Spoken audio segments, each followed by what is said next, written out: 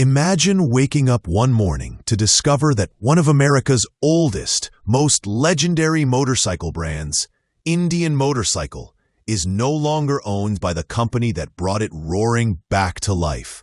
That's exactly what just happened.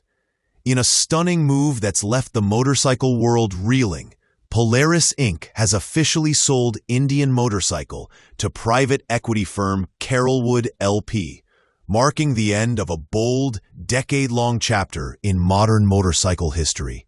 It's a twist no one saw coming, especially from the same company that revived Indian from near extinction and turned it into a serious rival to Harley-Davidson.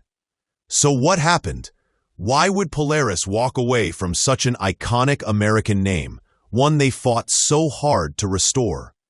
The answer, as always, lies in strategy, power, and money, and it's reshaping the future of both companies in ways that could change the motorcycle landscape for years to come. Polaris says the decision wasn't about failure, it was about focus.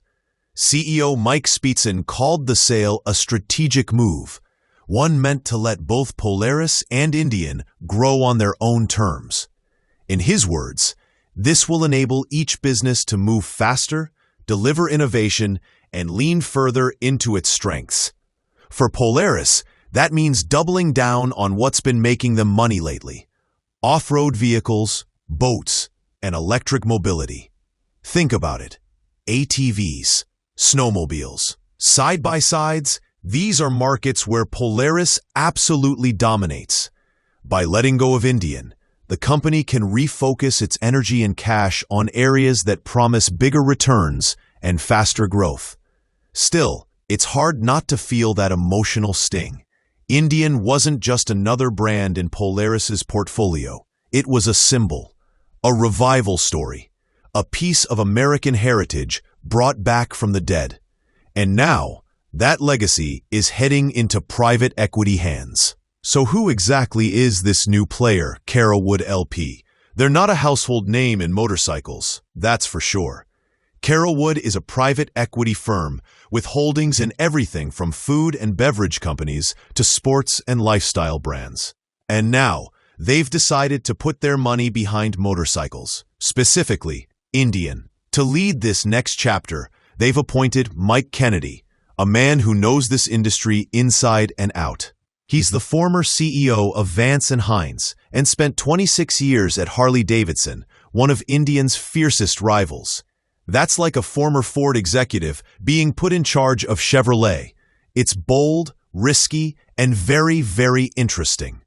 Kennedy brings credibility, connections, and an understanding of what makes bikers tick. But he's also walking into a monumental challenge: keeping Indian's soul intact while delivering the kind of profits Carolwood will demand. Under the deal, about 900 Indian Motorcycle employees will move to the new company.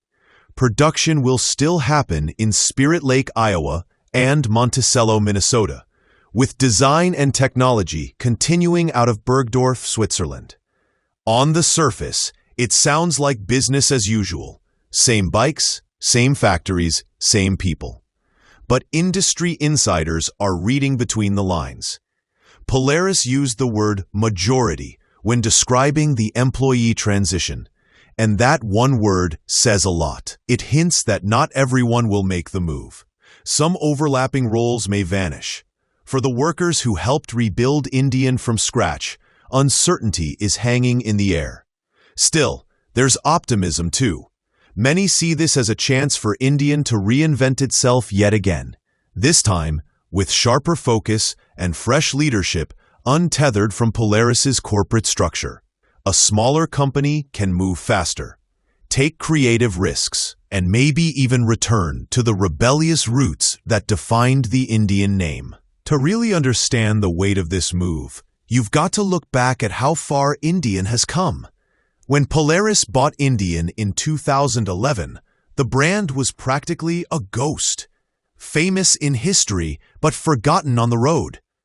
Harley-Davidson ruled the American cruiser scene, and few believed Indian could make a comeback. But Polaris did what many thought was impossible. They poured millions into research, engineering, and design. They built stunning new bikes that honored the past but embraced modern technology. The Chief, the Scout, the Challenger. Suddenly, Indian wasn't just back, it was cool again. Riders who wanted American craftsmanship but something different from Harley started paying attention. Indian became a statement, not just a motorcycle.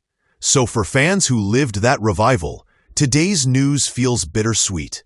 It's the end of an era, and maybe the start of something unpredictable. For Polaris, though, this sale is all about momentum. The company has been quietly reshaping itself for years, and this move is the clearest signal yet. Polaris doesn't just want to be known as the motorcycle company. They're leaning hard into off-road innovation, electric mobility, and marine technology, industries where demand is booming and competition is fierce. Their third-quarter numbers already show strong sales and tighter cost control, suggesting this strategy might be paying off.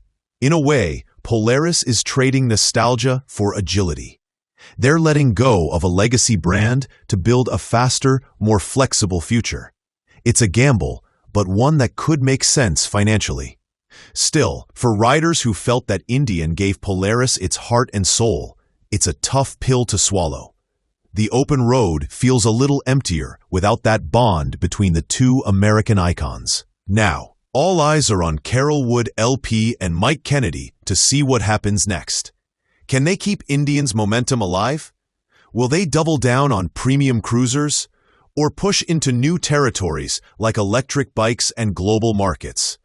Kennedy's Harley background suggests he understands both the nostalgia and the innovation needed to keep a heritage brand alive. But working under private equity is a whole different beast.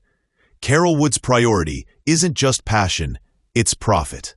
That means sharper efficiency, faster product cycles, and possibly higher stakes decisions about which models stay and which go. For riders, it raises an emotional question. Can a brand built on soul survive when it's owned by investors focused on numbers? Maybe it can, if the new leadership finds a way to merge authenticity with ambition and heart with hustle. In the end, this isn't just a story about a business deal. It's about legacy, reinvention, and the enduring power of a name that refuses to fade. Indian Motorcycle has survived wars, bankruptcies, and decades of silence.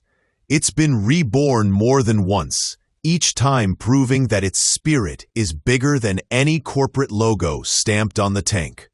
Now, under Carol Wood LP, the brand faces a new kind of test, one that will measure not just its ability to make great bikes, but its ability to stay true to what riders love most: freedom, craftsmanship, and the feeling of belonging to something timeless. For Polaris, the road ahead looks just as bold, leaner, faster, and laser-focused on the future. But for the rest of us, who grew up hearing the rumble of an Indian engine and feeling what that name stands for, one thing's certain: the open road just got a lot more interesting, and this story is far from over.